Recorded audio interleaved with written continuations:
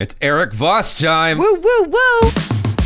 Welcome, folks. I am Jaby, Koay, joined by ACHARA, KIRK. What's up? We're looking at SQUID Game. Every clue you missed, an ending explained, and then some Korean text. Yay. From New Rockstars. It says SQUID Game. Thank you, New Rockstars, for allowing us to react to this. Very, very much appreciate it. You guys, if you haven't already, please subscribe to New Rockstars. There's a link in the description below. You can click on that, give the original video an upvote, and subscribe to New Rockstars from there. Also, subscribe here, hit that bell icon, all notifications, and vote this up to let YouTube know you're enjoying what you're watching. It's time to get Eric Vossed. Vossified. Eric-fied. I like, it's Voss time. It's Voss time. In my head, I'm singing like MC Hammer. It's like, it's Voss time. Oh yeah, copyright issues. You can't do the music. Okay. Welcome back to New Rockstars. I'm Eric Voss, and SQUID Game on Netflix is a shocking social experiment and devilishly crafted mystery, well deserving of its meteoric popularity, at least for the way this show made me feel all the feels. Mm-hmm. Oh God. Oh no. Stop running. Don't do this. No, Jesus Christ. Can't do this. Oh, I know, Eric. We felt it too. And I cannot believe I cried over that man.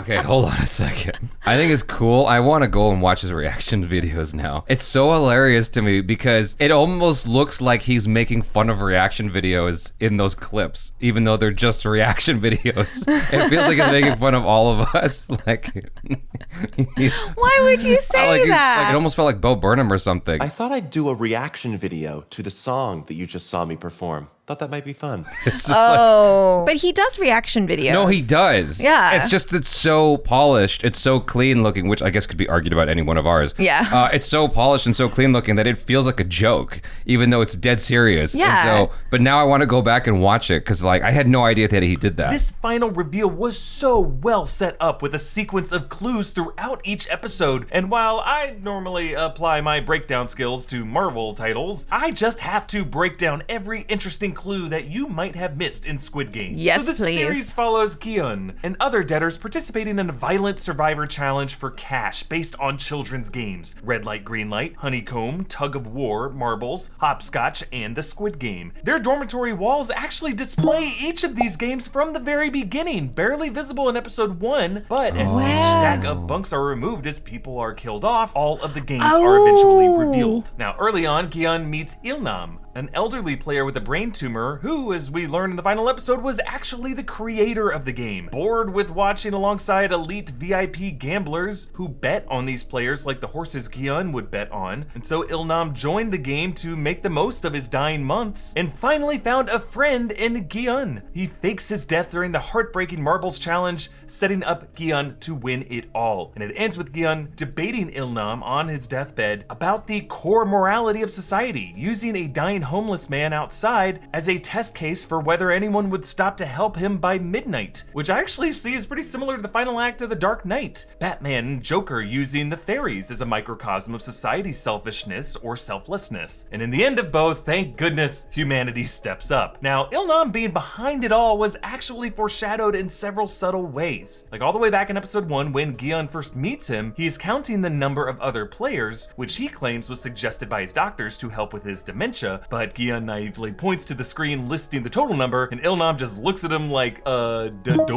영감님, 저기 456명 왔네요. And that is because Ilnam was actually sizing up each of the candidates, and he's genuinely kind of annoyed that Kyun is bothering him. 영감님 1등으로 오셨네? 나 꼴찌네? Oh. 나도 알아. Here's what I'm wondering, looking back at how Ilnam reacted to that, right? And he's all like, huh, right? Yeah. When he finds out that Gihyun is number 456, maybe they were assigned numbers based on how well they thought they would get on in the game. Like maybe Gihyun was the guy that, you know, based on all the stats and stuff, they thought that he would be eliminated pretty early on, like he's the loser. I don't know. I mean, it's entirely possible. I took it at face value. You know, when the guy who was playing the floor game with him, he said, we've only got a few spots left. I just took it as, oh, he was filling in one of the final spots. That's what I thought too from that, but just basing it off of that reaction, and if you're like going to try and read into it, then maybe they were assigned based off of like stats or whatever. That's possible. I mean, I didn't even think about Throughout that. the games, while other players are terrified, Il-Num is gleeful. In Red Light Green Light, after the first wave of slaughtering, he happily strides forward, and when he freezes, on the motion sensor screen, all other players are lit with a full green overlay, whereas he only has a bit of green highlighting, no overlay, showing how the sensor sees him differently. In the protest vote, Il-Num votes last, voting to end the game, which he does to free himself of guilt and ensure that everyone who returns to play does so under their own free will. Basically his own sick justification for going forward with this. Il-Num runs into Gi-hun outside the store in episode 2. 나 다시 가기로 했어. 어딜요? Yeah, no answer to that question. Il-Num leaves it unsaid because he doesn't want to tell Gi-hun where the island is, or even say out loud in a public place that there exists this battle royale island with murder games. Also notice that while we see every other major character get gassed as they sit in the van to return to the game, we do not see any gas clouding around Il-Num true. since Yes. he would have known the way. Wow. So many Yes. clues. Oh my god. That's amazing. Yeah. Also, the show takes on a different tone with regards to Il-Num because of what he knows going into everything. It's like, Yeah. it is more sick and depraved. It's more awful. Like, you look at him in a different way now that you know the reveal at the end. Well, yeah, Kind of 'cause- going through all those scenes again. Because I always thought he seemed happy and gleeful because, I mean, and I'm sure it is this as well, but he was just kind of living life to the fullest, you know? Yeah. And sometimes when you're, You've seen everything. yeah, when you've seen everything, but also when the stakes are really high and you get through it, there is this euphoria that comes from it. And so I thought Right. it was just that, like, and he was just like, yay, I'm still here. And like, I feel alive. This tumor is not going to get me, you know? I wouldn't have thought twice about the way that the robot lady was looking at everybody except for Il-Num. Yeah. Like, it didn't even cross my mind that I just maybe thought that it was because he wasn't moving. I don't know. That's what I thought. I didn't think about it too much, to be honest with you. Now that he's pointed it out, I can't unsee it. I'm like, Yeah. oh, okay, that makes more sense. Yeah. Now, despite Il-Num's elite status, he was fully prepared to die in each of the games. He wasn't really rigging them for himself. And that's because the whole heartless fairness of it is what made it fun for him. He was gonna die anyway because of his tumor. Like in the Honeycomb Challenge, he straight up picked one of the more challenging star shapes. 아니야, 별 좋아. 요즘은 Oh, that's right. 별 Yeah. 보기가 힘든 세상 아닌가. And only by copying Gi-hun licking the back did he succeed. It was his friendship that he discovered with Gi-hun that made him want to keep moving forward. In episode 4, the nighttime brawl only ends when Il-Num cries out. 제발 그만. That's why. Oh, that's right. Oh, yeah. I completely forgot about that. And then only then does the front man send the guards in. Which brings us to the tug of war challenge. And of course, Il-Num knows a pretty solid strategy. And when they first pull back to tug, he's actually got a big smile on his face. But Yeah. Il-Num was actually very close to death. Remember when we did that reaction? I was like, there's got to be some kind of tie-in with the old guy. Like, why would the front man suddenly stop the game when the old guy says, stop this madness? Yeah. Remember? Yeah. I'm like, oh my God, there was a clue there that they dropped in on us. They dropped several clues, but that was a very overt one. Right. Yeah. But, you know, I'm sure there were people like me who were just like, oh, maybe they just realized that it was enough, that they still need players to play. And Well, but it begs the question of like why he was reacting that way in that moment, because he started this whole thing. It was Yeah. his idea. Those were his games that he decided to put together. So why is he saying stop this madness and like feeling upset with people killing each other in a thing that he designed? They never addressed that. that's true. Actually checked, he really was chained to the rope like the others were, but only thanks to Sung-woo's last minute tactic to step forward and make the other side lose their footing were they able to win. And then right afterwards, while the others look exhausted and relieved, Il-Num, again, has a big smile on his face. Now, episode 5 is when the police officer Jun-ho finds the player records, and when he looks Oh, at a yeah. past year, there is a page for player 1 and player 2 of that year, but when he pulls the current year of 2020, the very first page shows player 002. There is no Oh, record yeah. for 001, since Il-Num, as a game creator, would not need a player record. Now in episode 6, Gi-hun gives Il-Num his jacket to cover his soiled pants, and Il-Num later gives him his 001 jacket. 이 옷 입고 가. 이 돛이 없으면은 사람들이 자네를 우습게 볼 거야. His way of telling Gi-hun that the guards look up to player 001, and this marks Gi-hun for safer passage heading into the final challenges. Now, during the marble game, the set perfectly recreates Il-nam's old home, which they would only be able to do if he had a hand in designing it. And he says, 내가 퇴근하고 집에 오면은 아들놈이 친구들이랑 신나게 놀고 있었어. 아빠가 온 줄도 모르고 말이야. 정신 차리라고요.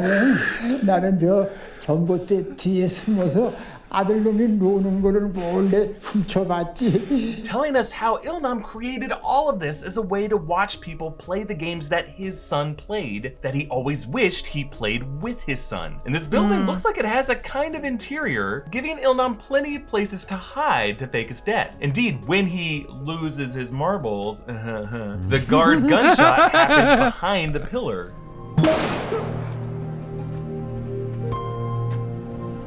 And we hear the gunshot, but no sound of a body hitting the ground. And on the final shot, despite everywhere else strewn with corpses, no body or blood can be seen in the courtyard that we were just in. Now, as we head into the final episodes, each major character's death was actually foreshadowed by their decisions back in episode 2. Like, Ali stole the money from his boss and left him with his hand disfigured just like his own. And then later in the marble challenge, Song-woo steals the marbles from him. Deok-soo jumped off the bridge to escape his enemies, and later, Min-yo forces him into a death fall from the glass bridge. Se-byuk pressed a knife against her broker's neck, and she is later killed by Oh shit, I didn't even connect this. Wow. in his bathtub, and then later kills himself to let Gi-hun win. Now, this all began with Gi-hun being offered red or blue in the train station. Gi-hun chose blue, and actually later when the guards expose all of their theory deaths, about this. it looks like most of the other players there also chose blue. And this might be a clue for how the organization recruits these poor people. I had read a comment actually that someone had posted that there's a deep theory about how they're chosen, because you know how we were talking about like, oh, maybe the guards are picked from poor people as well, because why would they do such a thing, and and this and that, and like what Eric Voss is saying, all of the people who are playing the game, it seems like they all chose blue, and if you look at their jumpsuits, they're all kind of like greenish blue, and then all of the guards are in red, and so presumably they are the ones that picked to be red. Okay, that makes sense. This might be a clue for how the organization recruits these poor people. Blue for players of the game, whom they dress in turquoise. Red for how they recruit the oppressive guards, who are dressed in red. And you'll notice that in the final minutes, Gi-hun has dyed his hair red and spots that recruiter again, targeting a new candidate who also chose he's got blue. Now, he ends up taking that card from the guy and calls it, and the respondent knows that he is about to board a flight, proving that they are still watching him, but he is now marked in red, and he takes on the role of the aggressor to burn it all down. I loved this series so much. It's gonna like stay with me for a long time. That was a nice little breakdown. I mean, a lot of it was kind of telling us how we missed noticing that Il-nam was in fact in on it the entire time. And when you look at the clues, you're like, oh yeah, of course. And this is what I love about movies that do this and shows that do this really well, because, you know, like the way you felt when you were like, oh no, but I just had a feeling that something was wrong the entire time. Like, why did they stop when the old guy was standing up and asking them to, when you finally get the confirmation and the justification, you're like, yes! Yeah. I'm smart too. Yeah. I got it. Yeah. It's a good feeling. It's so interesting though, because like if you were to ever watch the show again, just to like pick up on all the clues, it's not gonna feel the same way knowing what's going on. When Il-nam gets shot, it's not gonna feel the same way. No, but that's the really great thing about shows and movies that are done really well when they're mysteries like this, because the first time you watch it is always gonna be an amazing experience because you don't know what you're expecting next. But the second time you watch it, and maybe the third time you watch it, you're gonna keep picking up on more and more clues, because I'm almost certain that there must be even more clues in the show. I'm disappointed that New Rockstars didn't talk about how awful the English-speaking actors are. Oh my God. No one's talking about it. They're awful. They were awful. They were so bad. That's not really a clue that you missed. And he didn't talk about whether or not the cop survived. Oh, that's right. Like, no one's talking about these things. I'm convinced that the cop survived. He did. Yeah. He did. Just He wait. swam to safety. He didn't get bitten by sharks or anything. He swam to safety. He's all right. I did like him pointing out the whole red hair thing because I thought that was just him kind of wanting to be like the guy that's helped the homeless guy at the end of the movie because he had kind of reddish hair. I didn't put that together at all. I thought that he was just a mark of power or change or something like that, which it kind of is. I mean, it was signifying he is no longer one of the blue people. He's one of the red people now. He's got power. I don't know what that says about the character now because the whole time in the show, he was the guy who didn't kill anyone. Well, he's not looking to kill anyone. He's looking to take down this organization that is killing people. You don't think that he'll have to kill people in order to take down the organization? Maybe he will. The thing is, that scene where Il-nam is choosing between whether or not to keep going with the game and it being related to, it's like he's feeling bad, but the reason he was feeling bad is different than we understood. Right. And that was a great revelation in this breakdown because I would not have caught that or put it together. Keeping that in mind, the show has very much justified its position, the game has very much justified its position because it's like everyone came back full well knowing that they were gonna get killed if they came back, potentially. Yes. While Gi-hun is, understandably upset that people are dying in this game and whatnot, it's like, but everyone chose to come back. Like, they signed their life away. They had the option to not. His resentment is slightly unfounded because he also elected to come back. That's true. Yeah, he did. And it's like everyone who came back made the decision that life outside the game was so bad. Being inside the game seemed to be a better option. Yeah. Like potentially dying seemed to be a better option. That would be my one confusion with the show because I go, okay, so you don't like what the game is doing. What's the alternative? Because people are suffering and they want a chance at a better life. Yeah. So what is the alternative? What are you offering your society, your local group? What are you offering in lieu of this game if you're taking the game away? Take, for instance, you can't abort a baby, right? But then the state doesn't want to take care of you. They want to take away your right to abort a baby, but they won't take care of your baby. They won't help you take care of the child, right? So are you suggesting that the rich people ought to be more altruistic and instead I don't know. What I'm saying is the main money character is not suggesting an alternative other than the game needs to stop. That's it. But it's like, but they're offering people an opportunity at something, and they willingly went back into the game full well knowing they could die. Yeah. They're well aware of the potential consequences. I guess you could argue that you shouldn't have a game where people die. But let's take out laws. Let's take out what we agree on is like righteous, virtuous, moral. Yeah. Let's take that out for a second, right? Euthanasia, for instance. Like, there are people who believe that, you should be able to euthanize yourself if you want to. You should be allowed to. It's your life. You should be able to do what you want. Yes. Dr. Kevorkian was right. That's what some people believe, right? I don't know how I feel about that, but it's your own life. And in Japan, they practice that. Like, if you want to take out your own life, like if you want to go, that's your right, and it's not illegal, right? And so with that in mind, in the game, the part where they mess up morally is that they don't tell you the potential consequences before you go into the game at all. That's where they mess up. Yeah. It's manipulative because then they send you back into your life after all of that, after seeing the money pot. You know what I mean? It's a little bit manipulative, but that's the only part where I can really fault the game. Outside of that, the people who survived round one came back. And so I'm like, okay, if you're saying this game needs to stop, what is the alternative? What are you suggesting instead? That these people who are all suffering, it's like saying you shouldn't be allowed to play the lotto. People can do what they want with their money. It's them buying into a fantasy that they could win. I mean, I understand what you're saying, I guess, is that people should be allowed to choose to die. I don't understand, I don't understand our main character's gripe with the game when people elected to go back in. I can understand his gripe with the game based on round 1, but round 2 to 6, I don't get his gripe as much. I think it's just extremely traumatic to watch a lot of people die around you, and but knowing he knew that was it's going to happen, right? But knowing that it's for a game, for people's entertainment, as opposed to it being like, oh, this is a war. I mean, you could argue that, watching your friends and people die around you during a war is equally awful and traumatic. I think he's just upset that there is a construct in place where that is allowed to happen. If they have a next season, maybe as he progresses along, he'll realize, like, it's actually pointless because people will do it anyway. Like they want to do it. At least they had an alternative to go to. I'm not saying this is good, by the way. Yeah, I'm not saying this is good. Okay, they have an alternative to make money or die, and only one person can win. The thing about it is the way the show, people died. The way the show was setting it up was everyone who participated in the game was probably going to die anyway. Like in their own real world. Like, okay, for instance, the thug, he was going to get killed by the Filipino gang. Like they were going to catch up to him at a certain point. Sure. Like you just extrapolate from that. Everyone was going to perish some way, some shape, some form. Whether it was debt or something else, ending up on the streets and dying, like the guy who was homeless and needed someone to take care of him. All of them were going to hit what is inarguably rock fucking bottom, right? Yeah. And so at least through this sick, twisted game, they had an opportunity to participate in this fantasy where they could win this lotto. So you're taking that away and giving back what? But this game is so secret that if he took it away, it's not like saying to people, oh, going forward, we are not running the lottery anymore. I could get behind the main character's anger if he was doing more good with that money. That's all. I guess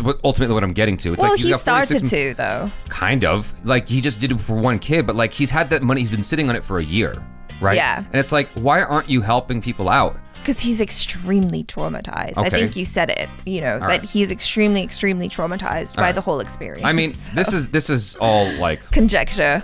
This is all just nonsense conversation at this point. Yeah. It's just me kind of diving into like trying to understand his psyche. Yeah. Because I'm like, okay, why?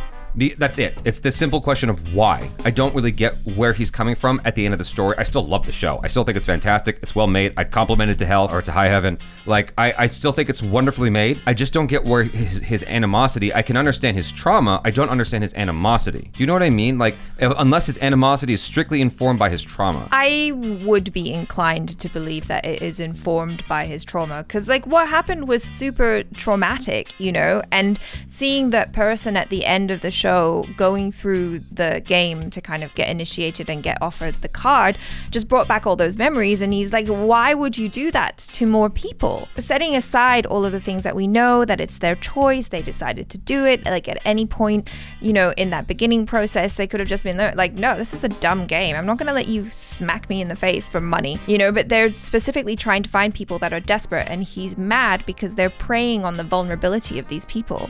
Yes. Yeah. So what is he doing to save those people who are potential victims of the game? He's gonna destroy the game. That's what he's gonna do.